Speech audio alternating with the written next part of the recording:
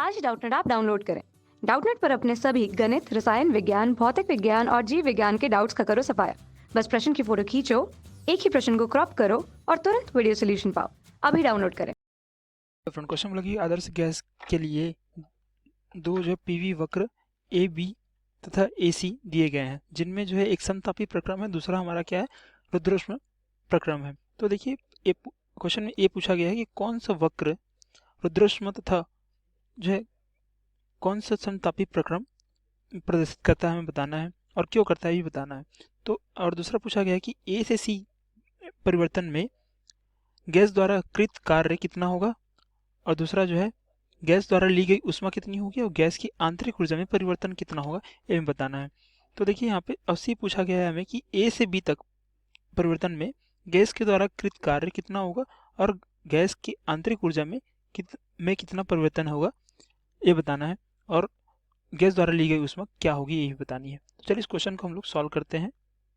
तो यहाँ पे हम ए निकालते हैं। एम जैसे बोला गया है कि कौन सा जो है रुद्रष्म प्रक्रम है और कौन सा जो है हमारा समतापी प्रक्रम है, प्रकृत करना है, मतलब बताना है। तो देखिए हम ए से बी देखते हैं, ठीक है। ए से बी जब जा रहा है प्रक्रम, तो ये कौन सा प्रक्रम होगा, ठीक है। तो हम पहले इससे समझने से पहले हम देख लेते हैं कि समतापी प्रक्रम के लिए जो हमारा जो प्रवणता होता है, ठीक है, प्रवणता होता है वो क्या होता है, डी पी भागित डी वी, ठीक है। हम हमारे समतापी प्रक्रम के लिए, ठीक है, समतापी प्रक्रम के लिए हम जब लिखते हैं हमारा क्या होता है, प्रवणता। प्रवणता जो कि होता है हमारा पी भागित वी होता है।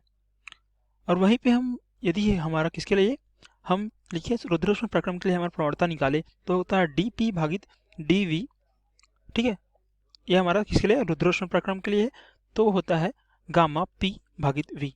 तो यहाँ से हम देख के बता सकते हैं कि किसका प्रवणता ज़्यादा होगा, क्योंकि गामा का जो मान होता है, ठीक है, जो गामा का मान होता है क्या होता है, एक से ज़्यादा ही होता है, ठीक है, एक से ज़्यादा ही होता है, एक से ज़्यादा होता है। तो देखिए यहाँ से मैं बोल सकता हूँ कि जो हमारी प्रवणता है किसके लिए, हमारा रुद्रष्म प्रक्रम के लिए डी पी भागित डी वी जो है वो ज़्यादा होगा किसका, किससे, हमारा डी पी भागित डी वी हमारे समतापी प्रक्रम के लिए, ठीक है, तो ज़्यादा होगा।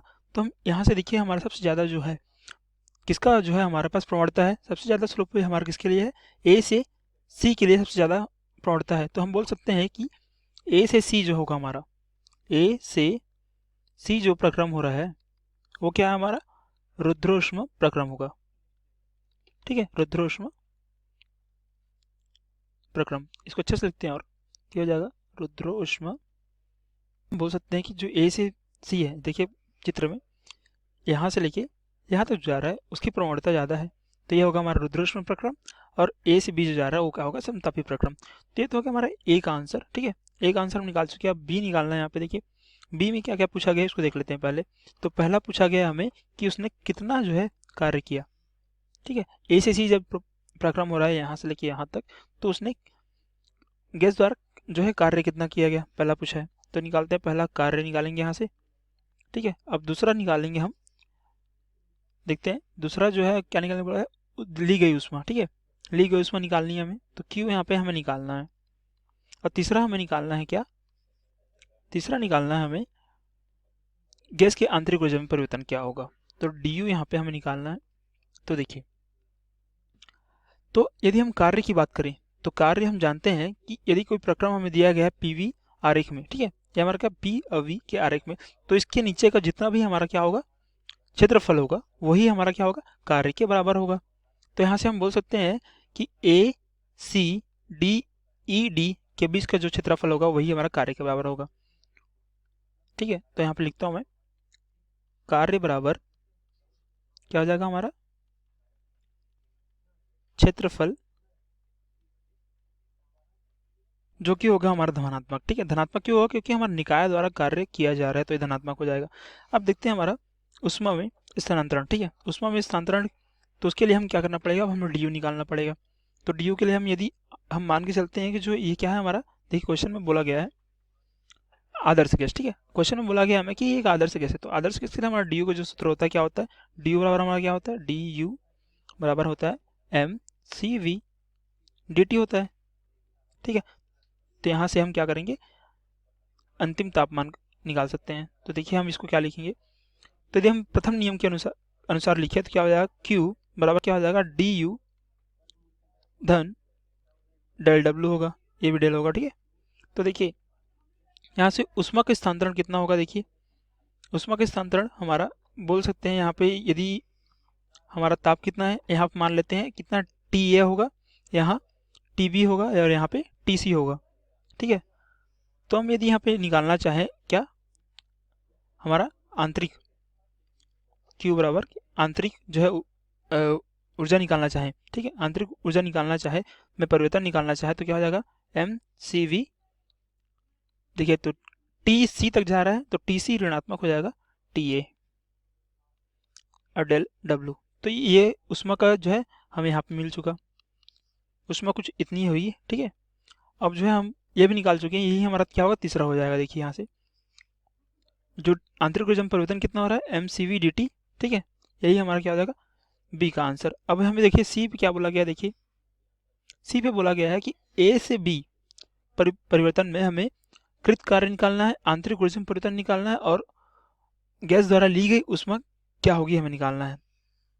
तो जो हमने बी में निकाला है अभी तक, ठीक है, वही जो है हमें क्या निकालना है, सी पे निकालना है। तो चलिए इसको निकालते हैं। तो देखिए सी पे क्या हो जाएगा हमारा, सी पे हमें निकालना है पहला कार्य निकालना है और दूसरा निकालना है हमें कितनी उष्मा हमें ली गई वो निकालना है और तीसरा निकालना है हमें उसके आंतरिक ऊर्जा में परिवर्तन, ठीक है, आंतरिक ऊर्जा में परिवर्तन, आंतरिक ऊर्जा में परिवर्तन। तो पहला हम निकालते हैं, देखिए कार्य। अब कार्य क्या होगा, कार्य हो जाएगा हमारा, जैसे कि मैंने पहले बताया कि यदि हमारे पास पीवी आरेख है, पीवी आरेख में कोई हमें जो है कोई प्रक्रम प्रदर्शित किया है, ठीक है, तो उसके नीचे का जितना क्षेत्रफल होता है, उसके नीचे का जितना भी क्षेत्रफल होता है वही क्या होता है, कार्य के बराबर होता है। तो देखिए यदि हम ए से बी की बात करें, ए से बी की बात करें तो हमारा क्षेत्रफल क्या हो जाएगा, ABED हमारा क्या हो जाएगा क्षेत्रफल, यही हमारे कार्य के बराबर होगा। तो यहाँ पे लिख लेता हूँ मैं, ये हो जाएगा क्षेत्रफल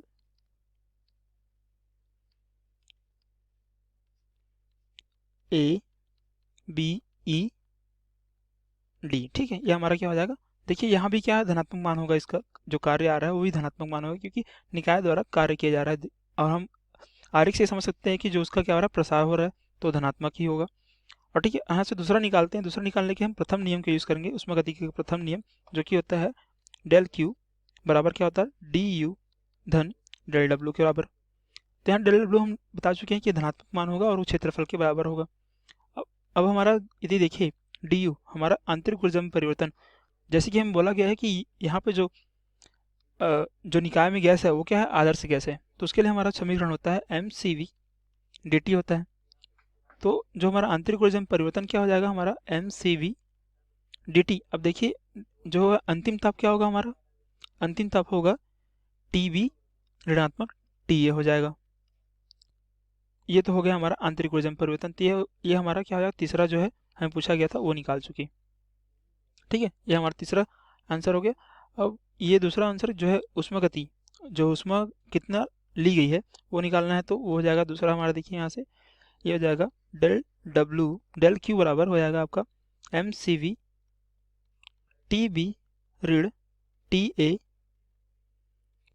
धन क्या हो जाएगा आपका W हो जाएगा डेल W। ये हमारा क्या होगा, देखिए इसको हाईलाइट करता हूँ यहाँ से, ये हमारा जितनी उष्मा जो है ली गई वो हो गई और ये जो है हमारी क्या हो जाएगी, आंतरिक ऊर्जा में परिवर्तन, ठीक, और ये हमारा कार्य होगा, ठीक, जो कि क्षेत्रफल के बराबर होगा और धनात्मक मान होगा। तो यही हमारा क्या था, आंसर था। धन्यवाद।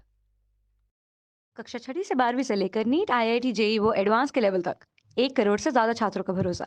आज ही डाउनलोड करें डाउटनेट ऐप या व्हाट्सएप करें अपने सारे डाउट्स 8400 400 400 पर।